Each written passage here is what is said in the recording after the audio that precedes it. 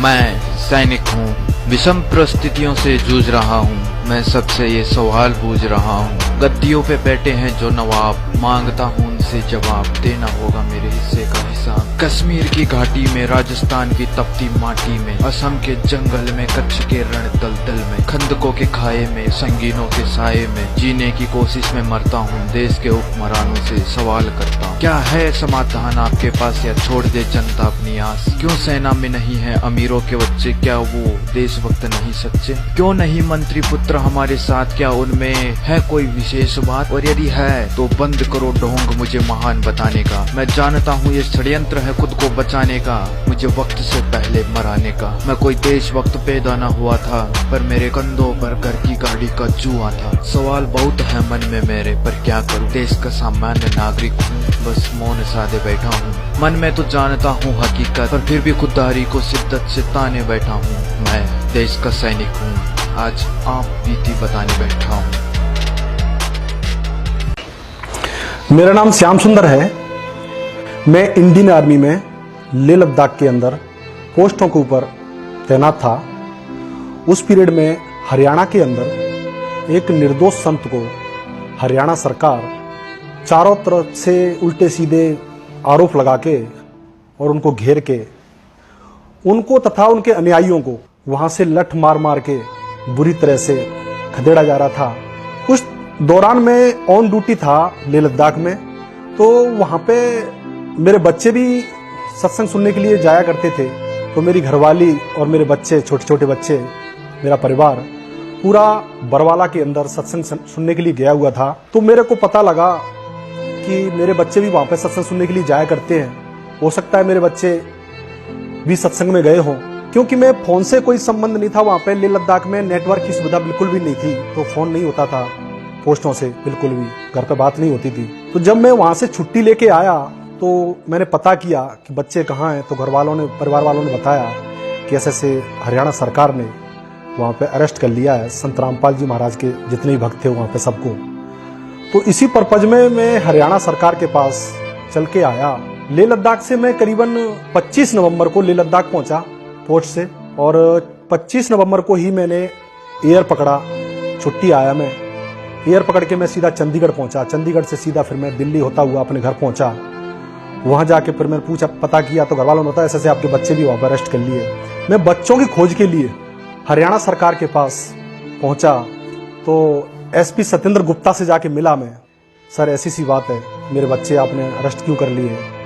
तो उन्होंने बोला, फौजी आप इस संत से कैसे जुड़े, क्या क्या सिस्टम है आपका? तो मैंने उनको बताया कि भाई भक्ति मार्ग के लिए दुनिया हर कोई किसी संत के पास, कोई किसी संत के पास, हर कोई जाता है, तो इसमें कौन सा दोष है? अगर मेरी घरवाली ने, अगर मैंने कोई नाम ले लिया उनसे, अगर उनको गुरु बना लिया, तो कौन सा अत्याचार कर दिया हमने? इस पर कौन सा दोष है हमारा भाई? तो उन्होंने बोला, तू बता भाई उनसे कैसे जुड़ा? मैं उनको बताया, मैंने भाई उनका जो ज्ञान है साधना टीवी के ऊपर आता है, उस सत्संग के माध्यम से हम उनसे जुड़ गए। तो जिस कारण से मेरे बच्चे यहाँ पे क्या नाम है सत्संग सुनने के लिए आए हुए थे, उनकी खोज में जब हिसार एसपी सत्येंद्र गुप्ता से जब मैं मिला तो उसने बोला, फौजी हम आपको छोड़ तो देंगे, लेकिन एक शर्त होगी हमारी। मैं बोलो जी क्या शर्त है आपकी? कि 5 लाख रुपए दे दे और तेरे बच्चों को, तेरे दोनों को छोड़ देंगे हम। मैं बोला कमाल की बात है, मैं तो भारतीय सेना के अंदर नमक मिर्ची के लिए पैसे लाता हूँ कमा के, और बच्चों को खिलाने पिलाने के लिए और उनके क्या नाम पढ़ाई शिक्षा के लिए। भाई ये मैं तो चोर तो हूं नहीं, नाम जरूर ले रखा उस संत से मैंने, मेरे पास पैसा नहीं है, जो आपको करना है करो भाई। तो उन्होंने उठा के मेरे को बरवाला एसएचओ अनिल को दे दिया। बरवाला एसएचओ ने मेरा रिमांड लिया। रिमांड लेने के बाद में उसने भी सेम यही कहा था, हूबहू यही बोला उसने कि भाई फौजी 10 लाख रुपए हैं तो मैं ऊपर साहब से बात करूं। मैं बोला सर मेरे पास 10 लाख रुपए मैं तो पहली बार सुने हैं, मेरे पास पैसा नहीं है एक चौवन्नी भी, आपको जो लोगों को करना है करो, ठीक है। तो उसने उठा के मेरे को कोर्ट में पेश कर दिया। कोर्ट में पेश करने के बाद में जब मेरे को सेंटर 2 में मेरी घरवाली को डाल रखा था और सेंटर 1 में मेरे को भेज दिया। 1 में जैसे मैं पहुंचा, वहां पे एक हरियाणा सरकार ने एक बहुत बड़ा कुत्ता छोड़ रखा था। मैं क्या बताऊं उस कुत्ते के बारे में, जिसका नाम शमशेर दैया था।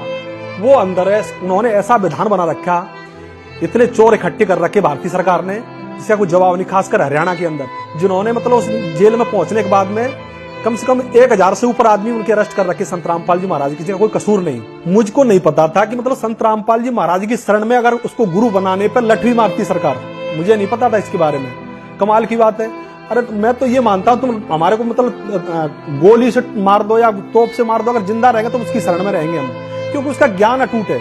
उस जैसा ज्ञान धरती पे है ही नहीं। कमाल की बात है, उस जीव जाएगा कहां। बाकी जितने भी नकली हैं A to Z, तो भारत उसमें जजों को जब मैंने बताया तो जज, मैं बोला सर मैं ऐसे आर्मी के अंदर ड्यूटी पे तैनात था, तो जज बोले बेटा तू अगर ड्यूटी पे तैनात था तो तू जेल में नहीं आना चाहिए था। मैं आपको सच्चाई बता रहा हूँ, मेरे पास ये देखो पूरे डॉक्यूमेंट है आर्मी के, और मैं इतनी तारीख को छुट्टी आया हूँ और ऐसे मेरे बच्चे अरेस्ट कर लिए थे, उसकी खोज में आया हुआ था मैं। तो जज बोले ठीक है बेटा बरी हो जाएगा। मैं बरी क्या खाक हो जाएगा जब मतलब इतने 17 महीने मेरे को जेल कटा दी, बताओ।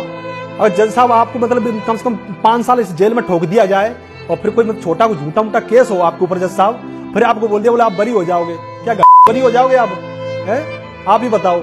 लेकिन जब वो बताते हैं कि जब खुद की उंगली जब कटती है ना, दर्द जब होता है, ठीक है ना, आपकी तो उंगली दब नहीं रही कहीं। हमारे को लोगों ने झूठे पूछे केस लगा के जब अंदर ठोक दिया, तब हमारे दर्द हुआ, तब पता लगा दुनिया कितनी भ्रष्ट है, यहां पता लगा।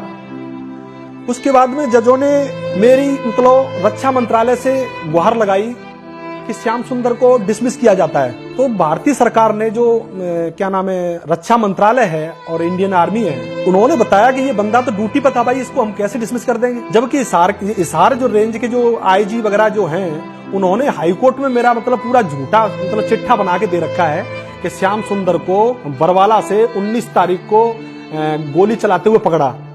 कमाल की बात है, मेरे पास जब पूरी आर्मी झूठी है क्या। जब मैं पोस्ट के ऊपर तैनात था वो मेरे को गोली चलाते हुए कमांडो बनाते हुए दिखा रहे हैं मेरे को, ठीक है। इस बात को कोई नहीं देख रहा, ना तो खट्टर साहब देख रहा, ना मोदी साहब देख रहा, सारे अंधे हो रहे हैं A to Z। ज्ञान तो उनको है नहीं 1% भी। वो मतलब किस्मत की वजह से बन गए प्रधानमंत्री और मतलब क्या नाम है मुख्यमंत्री, और अब उनके कान बंद, पर्दे बंद हो कानों के। उनको ये नहीं पता कि आम जनता पिस रही है बेमतलब में। बताओ किसके सामने जाके रोवे, किसके जाके मतलब आंखों को फोड़े जाके, सारे नीचे से ऊपर तक अंधे बैठे हैं A to Z। मैं तो इतना मानता हूं जी, ज्यादा तो मैं नहीं जानता, लेकिन इतना जरूर जानता हूं, मैं आर्मी के अंदर ड्यूटी कर रहा हूं तो सारी मतलब हर चीज के बारे में मुझे ज्ञान है। इस खट्टर सरकार को और इस मोदी सरकार को इतना कोई ज्ञान देने वाला, कोई दिमाग देने वाला है भी कि नहीं कि देशद्रोह सबसे बड़ी धारा मानी जाती। उनको ये नहीं पता देशद्रोह कब लगाई जाती है और वो किस प्रूफ पे लगाई जाती है, ये नहीं पता। कोई लेटरिन करने गया, कोई पेशाब कर गया, उस पर देशद्रोह ठोक दी। कमाल की बात है। एक मतलब एक स्वच्छ समाज बनाने वाले संत के शरण में कोई सत्संग सुनने के लिए आया, उसको सब पे देशद्रोह ठोक दी। उस संत को मतलब जो अच्छा ज्ञान दे रहा है, यहाँ से मुक्ति का मार्ग बता रहा है, जो कबीर साहब बता के गए सब सेम हूबहू वही मुक्ति मार्ग पूरी दुनिया को दे रहा है, और उस पर देशद्रोह ठोक रहे हैं। वहां कमाल की बात है, वहां पे ऐसा कोई साधन नहीं मिला जिस पे ये लोग देशद्रोह लगा सके। मेरी घरवाली पे भी देशद्रोह, लेडीजों पे, बच्चों पे भी देशद्रोह ठोक दी। देशद्रोह कब लगाई जाती है इनको ये नहीं पता। मेरी जो घरवाली है उनको भी कम 17 महीने कंटिन्यू हिसार सेंट्रल 2 में रखा। मेरे एक बेटा एक मेरी बेटी है, वो बाहर तड़पते रहे। अभी मैं लेटेस्ट चाइना बॉर्डर पे हूँ, ढोकलाम में, वहां मेरी तैनाती है। मैं तो टीवी पे देख रहा था लेह लद्दाख के ऊपर। मैं टीवी समाचारों में जो मीडिया बता रही थी, मीडिया ये बता रही थी कि उस संत ने मतलब सर्टिफिकेट दे रखा है अपना अस्वस्थ का, वो बीमार चल रहे थे। कमाल की बात है, मतलब जो ये इसमें घने दादा बैठे इसमें इंडिया के अंदर, जो आज तक भगोड़े हैं, उनको सरकार पकड़ के नहीं लाती। और इस संत ने बोल दिया ठीक है भाई 4 दिन बाद मैं पेश हो जाऊंगा, तो कौन सा मतलब जुल्म टूट गया इसमें है।